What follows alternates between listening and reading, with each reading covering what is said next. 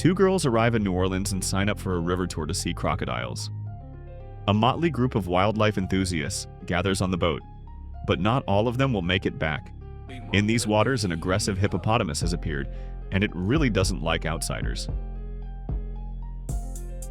In the opening scenes, an experienced hunter played by Joaquim de Almeida explains that the hippopotamus is one of the most aggressive mammals on the planet, the ultimate thug of the animal kingdom, with virtually no natural enemies and a habit of maiming and killing, despite being a herbivore simply because it can. All of that is true, but Hungry is a long way from a documentary. On the contrary, it's a completely standard survival thriller in which the bloodthirsty hippo could easily be swapped out for sharks, piranhas, crocodiles, anacondas, or any other movie-friendly predator. The film's writer-director, James Nunn, is a seasoned B-movie craftsman whose resume includes a pile of low-budget genre projects, among them the 5th and 6th installments of The Marine, the action thriller duo One Shot and One More Shot starring Scott Adkins, and the shark thriller Sharkbait. The latter resembles Hungry so closely that it feels as if the two scripts were written from the same template, and it hardly matters that one takes place on the open sea while the other unfolds in the swamps of Louisiana. What's worse is that the films feel identical even though one features hungry sharks and the other a perfectly well-fed hippopotamus. Nunn's hippo behaves in a decidedly unrealistic way. It hides underwater, stalks its prey, and waits for the perfect moment to strike. That's not how a real hippo would behave in a situation like this.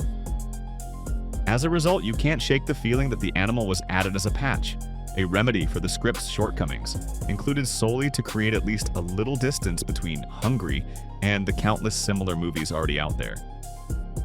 But even that doesn't help, because any film ultimately lives or dies by its characters, and the ones here are as cardboard and predictable as they come.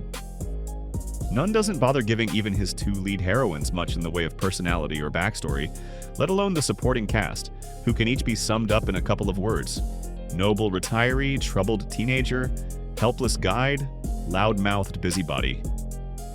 None of them is interesting as a person, which means their fate isn't interesting either. When they start dying, you mostly shrug and think, well, that's one more body closer to the finale. The exact budget hasn't been disclosed, but it's obvious the filmmakers had some money to work with. It was enough for attractive location shooting and a reasonably convincing blend of CGI and practical effects. What the movie lacks, unfortunately, can't be bought at any price: authorial vision and conviction. That elusive spark that makes films like Crawl or even the recent Thrash feel energetic and engaging. When you're working within a formula, the desire to impress, surprise, and deliver a masterclass in genre filmmaking becomes essential. Hungry shows no trace of that creative ambition. Nunn gets stuck in the Louisiana marshes and never brings any fire to the screen, vainly trying to impress us by coloring inside the lines.